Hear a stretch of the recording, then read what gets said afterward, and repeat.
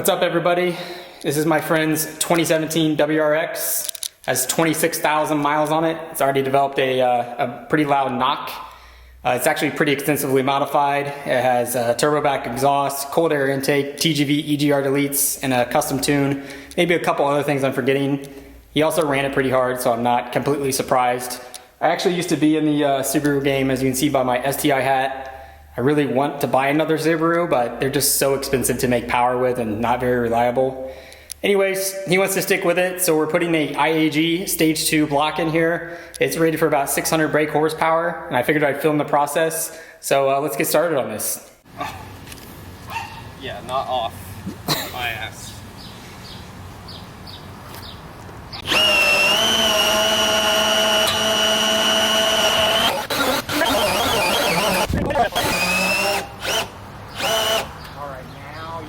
Hold the brake, hold the brakes, hold the brakes, hold the brakes. Stop.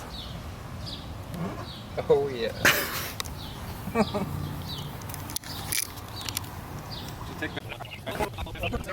Pulled the plug on the radiator, not a whole lot of coolant came out.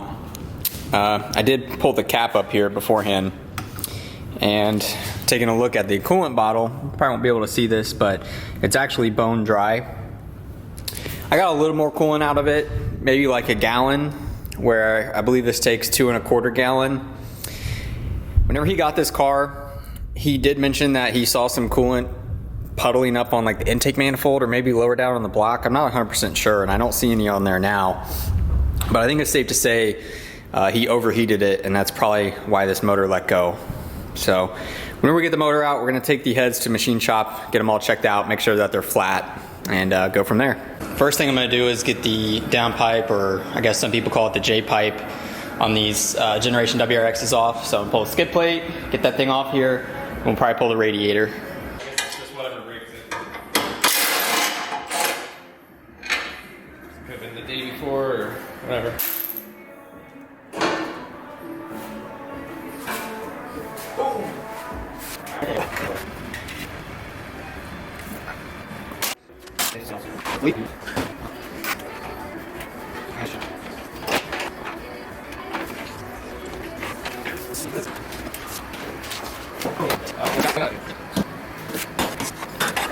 We're pulling the AC compressor off. We're gonna sit that over in the battery location so we don't have to discharge the AC.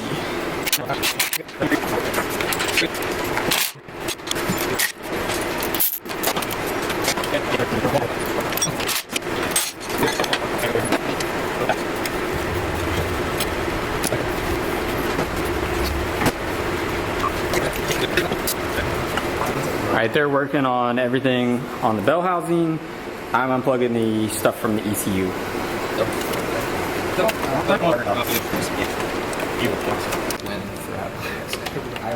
Oh yes! Hold it! Don't. We just got all of the bell housing bolts out, and the motor mounts are undone, so Stetson is attacking the heater core hoses right now.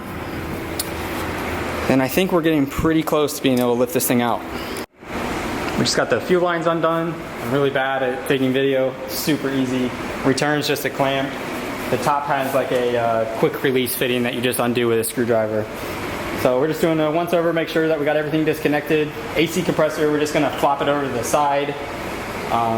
Almost ready to pull it.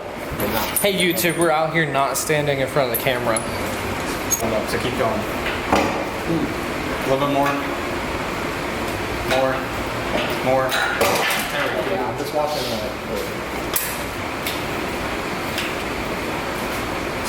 you gotta watch your fingers, but we need to pull the motor towards the front. Yeah, you should probably.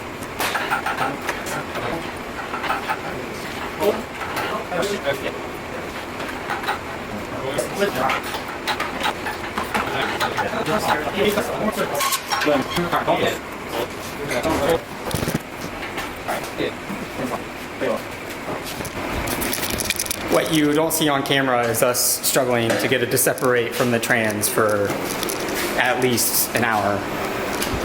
All right, so now we're gonna pull the clutch and pressure plate. All right, so got the clutch out. Kind of interesting. This is a XD clutch. This car has 26,000 miles on it. He didn't put the clutch in it, so did these come with XD clutches? Hey, I kind of doubt it.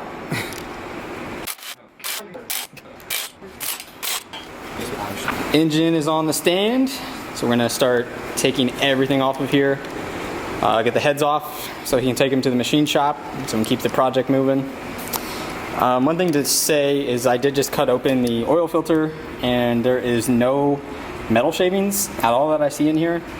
So I don't think we're going to be replacing the oiling components on here, just cleaning them, but we're going to keep a close eye on it as we take it apart. Maybe I should do a turbo, you know? We're already here.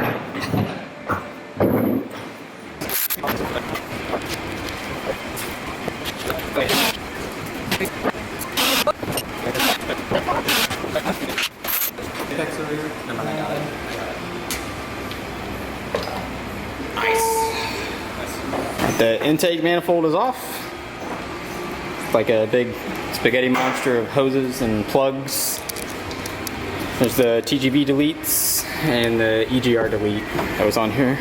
Quick update, we're out here. All right, slowly tearing the engine apart. About to take the high pressure fuel pump off, trying to figure out how to safely release the pressure. Pretty much everything's unplugged, so the harness is almost ready to come off. And I think now Stetson's gonna pull off the front cover. We're just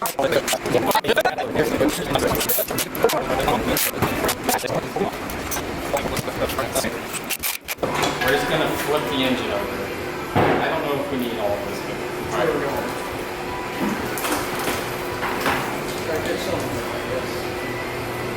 Just keep going. Keep going. Okay. What the hell are those? Oh, wow. I'm trying to figure out what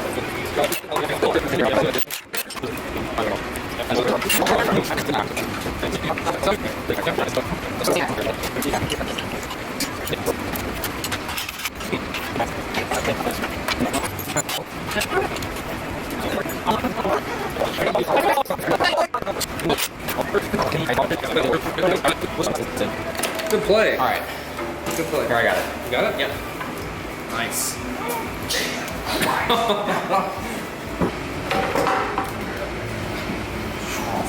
What a pain in the ass.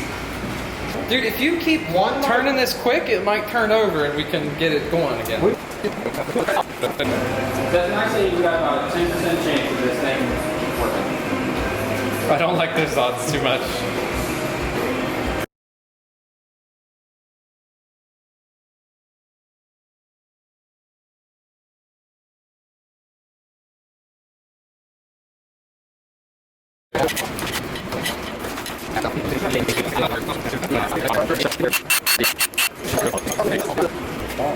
Rocket bird. All right, you're clear. Heads are off the motor.